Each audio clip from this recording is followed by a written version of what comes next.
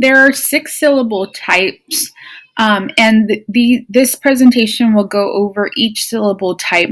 The students for reading and writing should be familiar with the 6 syllable types, and these chunks are meant to be kind of practiced over and over for memorization and quick recall when they're trying to decode words.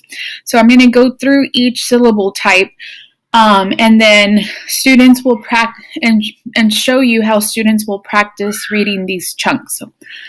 So the first syllable type are closed syllables.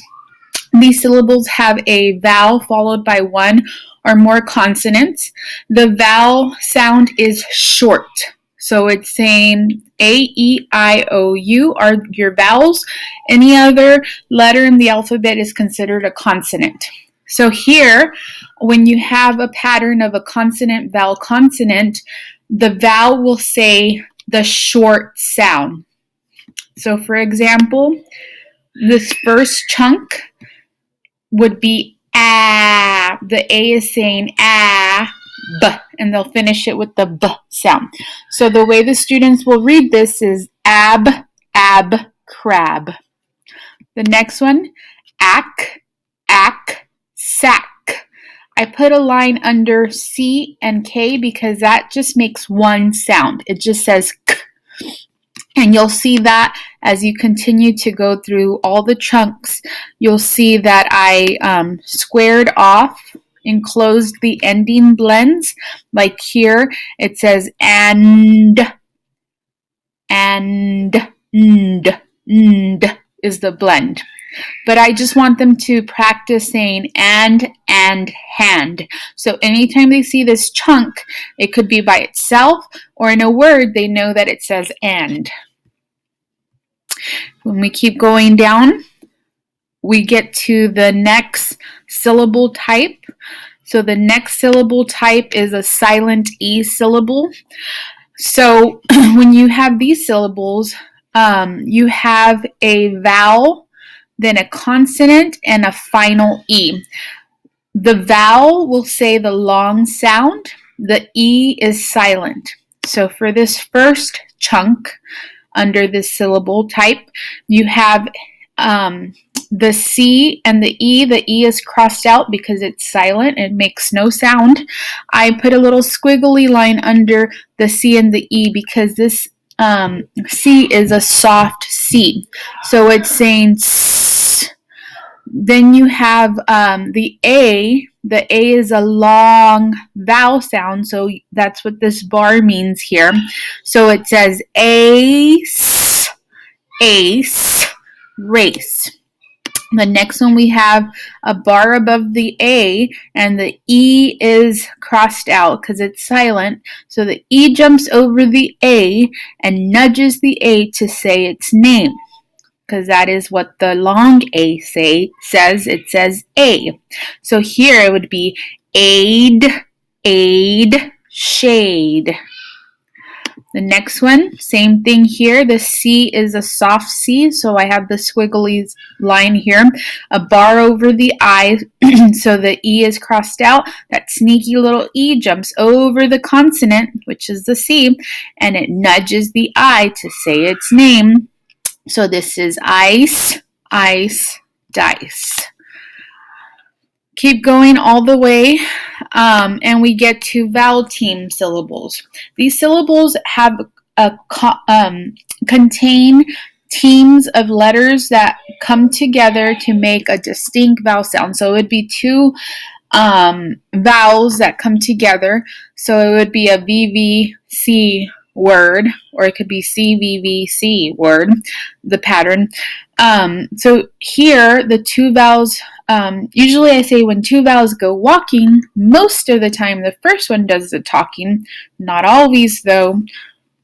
So we have the first chunk here, the I is crossed out because the I isn't doing the talking here, and the bar is over the A. It's saying the long sound. So it says ale, pale. Okay, the next one we have Again, the bar is over the A, the I is crossed out, so the I is not making a sound. The A is saying its name, so we have ain, chain. Same here, the Y is crossed out, it's acting like a vowel. We have the bar over the A, so we just say hey. Same here, we have the E, the bar over the E, so it's saying the long E sound. We have dream. Same here, ear, tear. Here we have a little boat over the E, right? So that means it's not a bar, so this is the short E sound. So here the E is saying, it doesn't say E, it says air, right? We have air, bear. Here we have E, B, and it just keeps going. For fairies, this is a situation where the first vowel doesn't do the talking, it's the second vowel. So here we have ease, fairies, right? And then we move on to, these are just special vowel team type of chunks. So we have here the EIGH. When you see that like in neighbor, it's going to make that long A sound. A, or 8. We would need to add the T, right? So students just need to know that this says, that this chunk says A, and that's why I put that long A there. Here we have buck, right? So this double O is making the U, short U sound, okay? For this one, I have ow, because the OU says ow. So usually I'll tell students if they see an OU or OW to kind of like lightly slap their hand, because that means ow. Anytime they see OU, OW, it's ow. So here the E is silent, so we have ouse, house. Then we have oi, right? This O is kind of making that long O sound, oi, boy. Then we have oin, coin, right? Oin, coin. Here we have oat, goat, ow, cow, old, gold, right? And then we come down to these bossy R syllables, right? And when we have a bossy R, the R is usually followed by a vowel. So the vowel is usually forced to change its sound. So for the first one, anytime they see AR, you say R. So here they would say R star, right? Here, this ER, IR, UR, they all make the same sound. So it's flower, stir, spurs, right? So anytime they see these combination of letters, they know that it says okay? And then finally, OR says or tornado, right? Or tornado. So when they see OR in a word, they're able to decode that as a chunk, and they're able to say or. Then we move on to the consonant LE syllables. LE makes the sound like UL, so it sounds ul. It sounds like ul. Okay, so here we have pull, people, right? Toll, bottle, right? Google, dole, doodle, cool, icicle, bull, bubble. And then we throw in shun, caution, because this will be at the end of a word. So this syllable type is included in that final LE syllable, consonant LE syllable.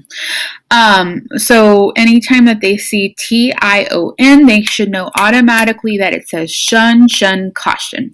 The same with S-I-O-N, it says shun, shun, explosion, right? So anytime they see S-I-O-N, it's shun, shun. They should know that automatically. The same with T-U-R-E, chur, chur, picture, right? Then we move on to open syllables. So open syllables they're a little bit more difficult to understand. That is one of the reasons I put them at the end. These syllables occur when a vowel is at the end of a syllable, resulting in the long vowel sound. So when we talk about syllables, think about anytime you open your mouth when you're saying a word,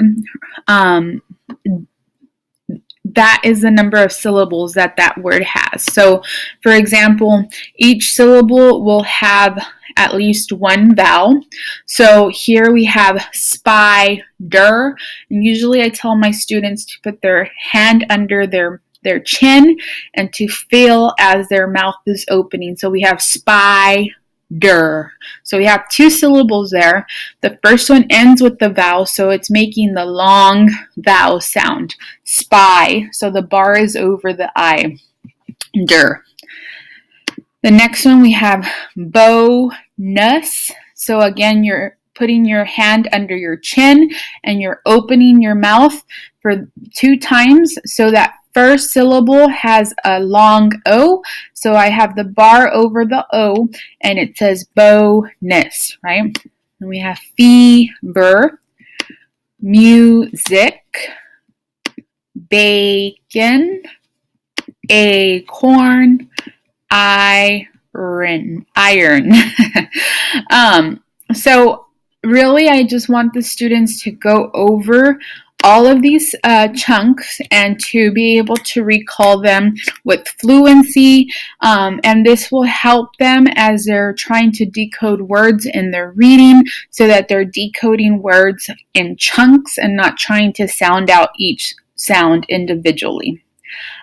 Please try to practice and go over these chunks at least once a day, so that, again, they're practicing and going over them and being able to recall them in text. So as soon as they see AB, they know that says ab, and they don't have to separate it and say ab and sound it out. Thank you.